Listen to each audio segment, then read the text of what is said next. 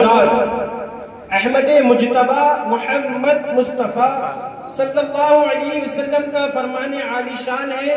حضور فرماتے ہیں ان اللہ وکل بقبضی ملکا اعطاہ اسماع الخلائق فلا يصلی علی احد الى یوم القیامہ الا ابلغنی باسمہ واسم ابیہ ھذا فلان ابن فلان قد صلی علیک۔ حضور فرماتے ہیں کہ بے شک اللہ تبارک و تعالی نے ایک فرشتہ میری قبر پر مقرر فرمایا ہے جسے تمام مخلوق کی آوازیں سننے کی طاقت عطا کی ہے۔ بس قیامت تک جو کوئی مجھ پر درود پاک پڑھتا ہے تو وہ مجھے اس کا اور اس کے باپ کا نام پیش کرتا ہے اور کہتا ہے کہ فلاں بن فلاں نے آپ صلی اللہ علیہ وسلم پر درود بھیجا ہے۔ سبحان اللہ۔ کیا شان ہے ہماری، کیا شان ہمارے آقا کی ہے نا، کہ ایک فرشتہ مقرر کر دیا ہے اسی وجہ سے کہ وہ درود پاک بھیجے اور اس کا نام پیش کرے۔ صرف اسی کا نام نہیں بلکہ اس کے والد کا نام بھی پیش ہوتا ہے۔ سبحان اللہ۔ آئیے ہم بھی سب مل کر کے درود پاک پڑھ لیتے ہیں۔ پڑھیے باواز اللہم صلی اللہ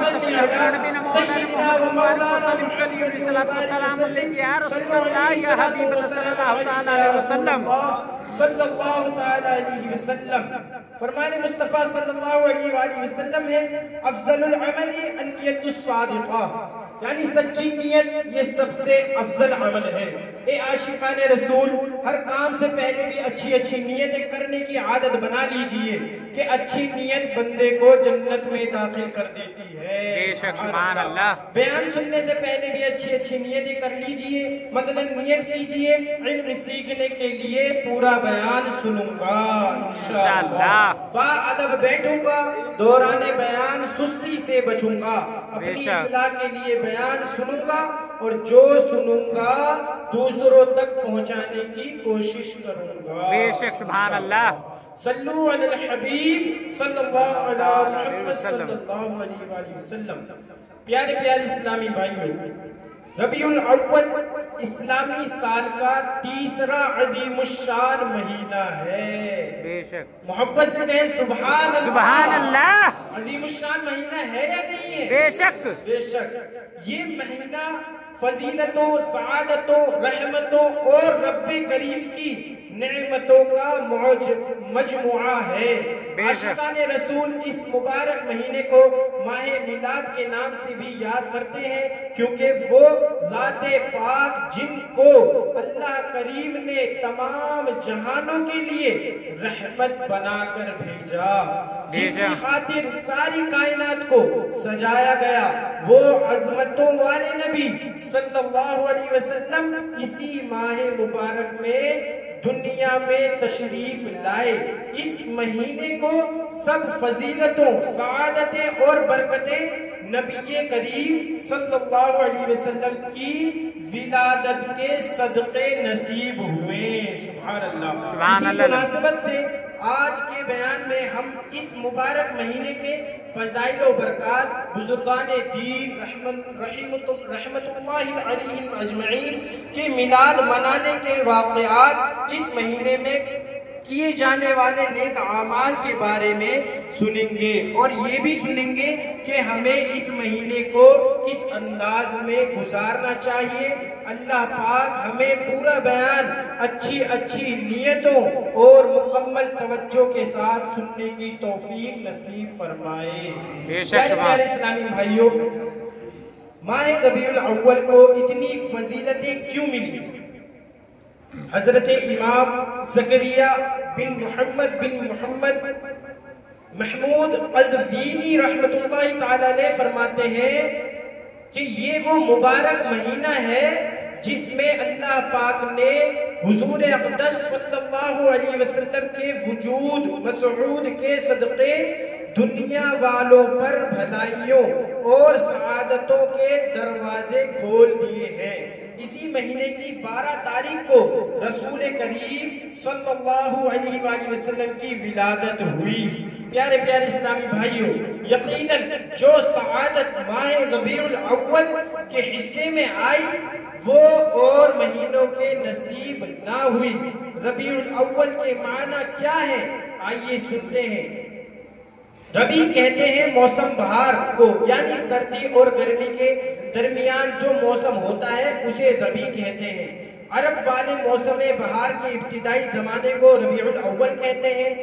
اس موسم میں کمبی یعنی برسات میں گیلی لکڑی کے بھیگنے سے چھتری کی طرح ایک گھاس اگ جاتی ہے، اردو میں اسے کھمبی کہتے ہیں، اور پھول پیدا ہوتے تھے، اور جس وقت پھولوں کی پیداوار ہوتی ہے ان دنوں کو ربیع الاخر کہتے ہیں۔ جب مہینوں کے نام رکھے گئے تو سفر کے بعد والے 2 مہینوں کے انہی 2 موسموں کے ناموں پر ربیع الاول اور ربیع الاخر کا نام دیا گیا۔ سبحان اللہ، صلو علی الحبیب صلی اللہ تعالی علی محمد صلی اللہ تعالی علیہ وسلم۔ پیارے پیارے اسلامی بھائیوں، یہ بڑا ہی برکت والا مہینہ ہے۔ ہمیں یہ ہونا چاہیے کہ اس کی فضیلتوں سے ہم مالا مال ہوں۔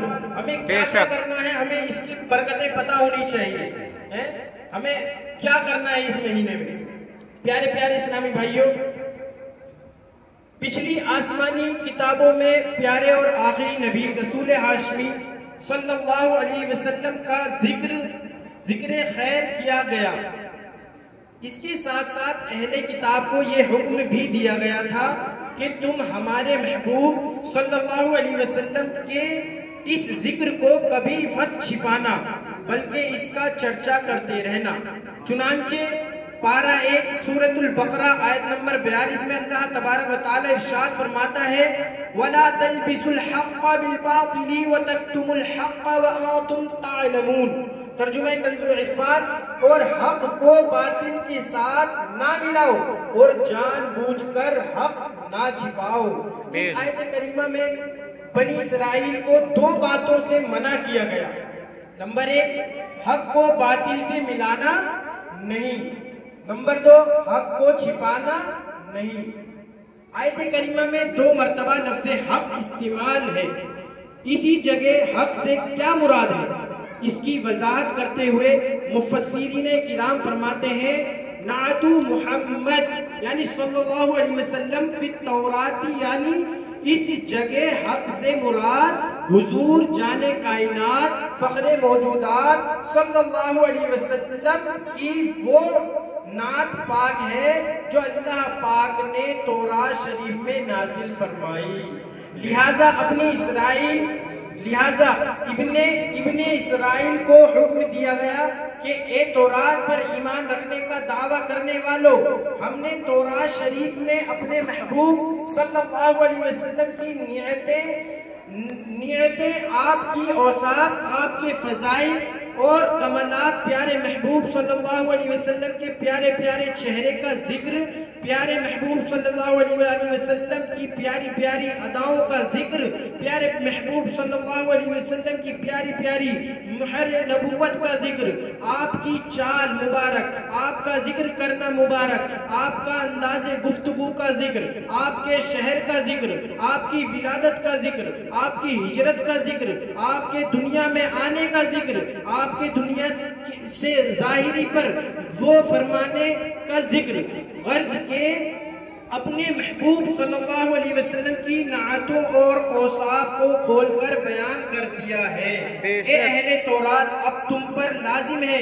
کہ تم ہمارے محبوب کی نعتوں میں نہ تو اپنی طرف سے ملاوٹ کرو اور نہ ہمارے محبوب کی نعتیں چھپاؤ، بلکہ جتنا ہو سکے ہمارے محبوب صلی اللہ علیہ وآلہ وسلم کی نعتوں کا چرچا کرو۔ سبحان اللہ۔ اس لیے تو میرے آقا اعلیٰ حضرت امام احمد رضا خاں علیہ رحمہ فرماتے ہیں سرور کہوں کہ مالک و مولا کہوں تجھے، سرور کہوں کہ مالک و مولا کہوں تجھے، باغ خلیل کا گل زیبا کہوں تجھے۔ توجہ چاہتا ہوں آپ لوگوں کی، قریب قریب آ کر کے توجہ کے ساتھ بیان سنیں. اعلیٰ حضرت عشق و محبت امام احمد رضا خان علیہ رحمہ جب اپنا قلم اٹھاتے ہیں اور نعت شریف لکھتے ہیں، حضور کے اوصاف بیان کرتے ہیں، حضور کی صفتیں بیان کرتے ہیں اور لکھتے ہیں کہ سرور کہوں کہ مالک و مولا کہوں تجھے، سرور کہوں کہ مالک و مولا کہوں تجھے، باغ خلیل کا گل زیبا کہوں تجھے، باغ خلیل کا گل زیبا کہوں تجھے. اور اللہ رے تیرے جسم منور کی تابشیں، اللہ رے تیرے جسم منور کی تابشیں، اے جانے جامع جانے تجلا کہوں تجھے. اور فرماتے ہیں آگے کہ تیرے تو وصف عیب تناہی سے ہے بری، اے میرے آقا، اے آقا صلی اللہ علیہ وسلم، تیرے تو وصف عیب تناہی سے ہے بری، حیران ہوں میرے شاہ میں کیا کیا کہوں تجھے. اور کہہ لے گی سب کچھ ان کے ثناء کی خاموشی، کہہ لے گی سب کچھ ان کے ثناء کی خاموشی. چپ ہو رہا ہوں کہہ کے کہ میں کیا کیا کہوں تجھے، لیکن رضا نے ختم سخن اس پہ کر دیا. اب اعلیٰ حضرت لکھتے جا رہے ہیں، حضور کی نعت لکھتے جا رہے ہیں اور ختم نہیں ہو رہے ہیں اوصاف. تو اعلیٰ حضرت کو قلم بند کرنا تھا تو اعلیٰ حضرت فرماتے ہیں لیکن رضا نے ختم سخن اس پہ کر دیا کہ خالق کا بندہ خلق کا آقا کہوں تجھے، بے شک خالق کا بندہ خلق کا آقا کہوں تجھے. اللہ اکبر، اللہ اکبر.